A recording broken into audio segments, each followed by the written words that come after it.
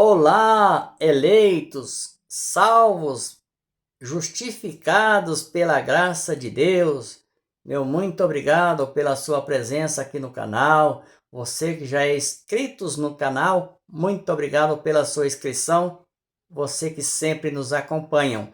E você que ainda não se inscreveram, por favor, inscrevam-se no canal Internacional Graça Eterna. Inscrevam-se, deixe o seu like. Não esqueçam de clicar no sininho para receber sempre as nossas mensagens.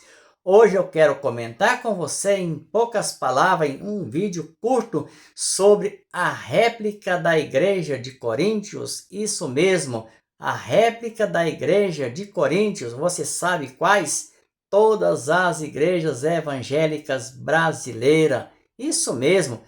Talvez você pode começar a ficar nervoso daí e dizer, não, a minha não. Querido, antes de vir à frente de uma câmera para poder gravar um vídeo e postar no YouTube, eu preciso me informar. E há tempos eu me informo. Primeiro que eu passei por lá, dentro de algumas igrejas evangélicas, por mais de 30 anos.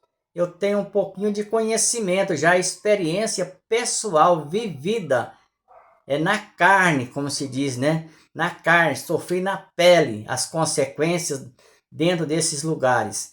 Então eu tenho um pouquinho de experiência. Então hoje a igreja evangélica brasileira ela pode ser comparada com a primeira carta de Paulo aos Coríntios, começando pelo capítulo 3, quando Paulo tratou com aquela igreja, começou a tratar, ele disse assim, ó, eu quando fui ter com vocês, não pude falar como a espirituais, porque vocês são carnais, só entendem as coisas da carne, e também não pude falar como adulto, homem para homem, adulto para adulto, homem para homem, mas como menino. Tive de conversar com vocês como se estivesse tratando com criança, com meninos. Por quê? Menino não tem noção da vida, do que faz, e nem tampouco noções do perigo do que está à sua volta. Assim estava aquela igreja de Corinto. Hoje é a réplica da igreja de Corinto, todas as igrejas evangélicas brasileiras. A carnalidade. Vimos agora lá em São Paulo, outubro de 2024, segundo turno das eleições, uma turma de pastores, tudo brigando, discutindo, brigando, uns indo para o canal do YouTube, gravando vídeo, agredindo as pessoas com palavras, usando palavras de baixo calão, agredindo as pessoas, dizendo que está apoiando um candidato tal e que eles têm um compromisso. Peraí, Cristo nunca teve compromisso com política. O compromisso com Cristo, de Cristo é a igreja, é a salvação das pessoas e não com política. Onde está escrito na Bíblia que Jesus se envolveu com política? Onde está escrito na Bíblia que Jesus determinou os pastores, né, a se envolver com política, defender político, a aconselhar político, está sendo padrinho de político? Onde? Está escrito aí, ô pastor, você que comanda essa turma de pastor aí em São Paulo e essa turma de pastor aí envolvida em politicagem, agredindo, se degradando uns com os outros, essa luta, essa carnalidade. Vocês não são espirituais, vocês são carnais, vocês estão preocupados não é com salvação de ninguém, vocês estão preocupados em defender outra coisa. Vocês sabem disso, todo mundo está sabendo, e vocês estão menosprezando a inteligência do povo, indo para o YouTube gravando vídeos, né? E agredindo as pessoas com palavras de baixo calão, por causa de política. Vocês estão defendendo o quê? Defendendo, e eu sei o que que vocês estão defendendo. Não vou falar aqui porque não posso falar, certo? Mas sei o que vocês estão defendendo, sim. Vocês estão defendendo não é ganhar almas para Jesus, não. Vocês estão defendendo os seus interesses pessoais.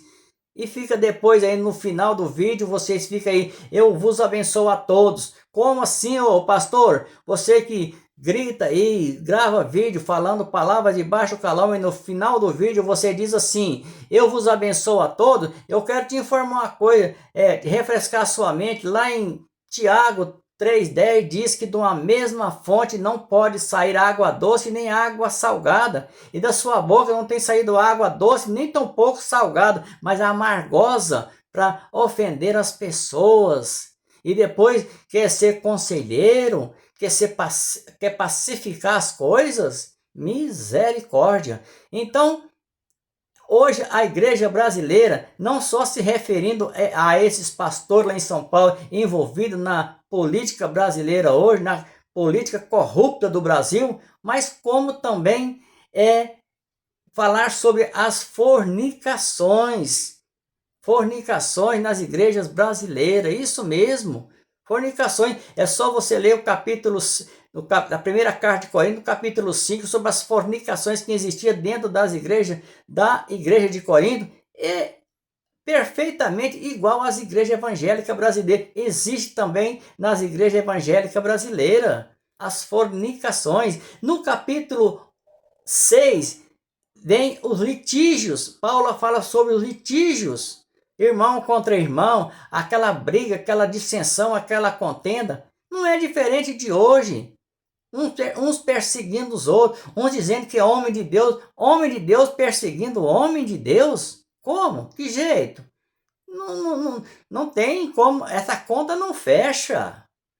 Como a pessoa pode ser um homem de Deus, ter o Espírito de Deus e perseguir e lutar contra outro homem de Deus? Misericórdia! Então vocês são a réplica perfeita da igreja de Coríntios. E finalizando aqui no capítulo 11.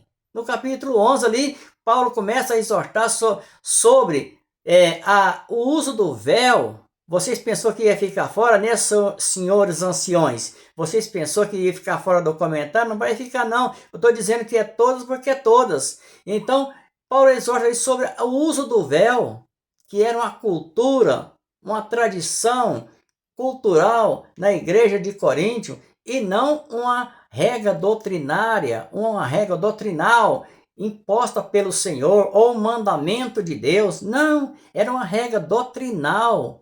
Era uma regra, melhor dizendo, uma regra cultural e não doutrinal. Isso mesmo. Desculpa aí que eu falei o contrário. É uma regra cultural, um costume carnal e não uma regra doutrinal. E vocês hoje usam o véu aí, exigem o uso do véu como regra doutrinária, como se a mulher que não usar véu, ela não pode orar, ela não pode assistir na sua igreja, ela não, nem tampouco ela vai entrar no céu sem o véu. Misericórdia!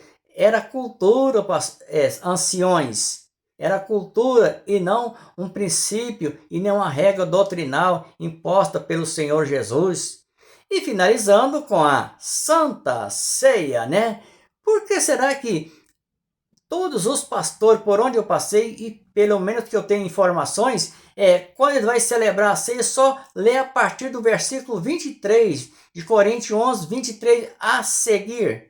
Porque eu recebi do Senhor. Por que vocês não lêem o contexto no capítulo 11, no verso 17, quando Paulo diz assim: o que eu vou falar com vocês, eu não vos louvo, porque vocês nunca se ajuntam para o melhor, senão para o pior. Porque quando vocês a reúnem, eu ouço dizer que há entre vós contenda, dissensões e heresias. Está escrito, 1 Coríntios 11, 17 e 18, que é o contexto de Coríntios 11, 23, que vocês aplicam na mente dos incautos todos os meses aí para repartir um pedaço de pão com suco e dizer que é o sangue de Jesus e o pedaço de pão representa a carne de Cristo. Misericórdia!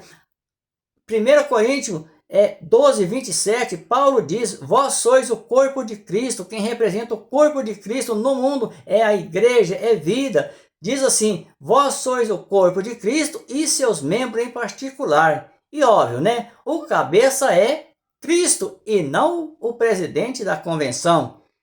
Então hoje as igrejas evangélicas brasileiras é uma réplica da igreja de Coríntio, principalmente na carnalidade, na contenda, nas heresias e nas dissensões também. Fique com essa palavra, inscreva-se no canal e me siga no Instagram. Graça Eterna.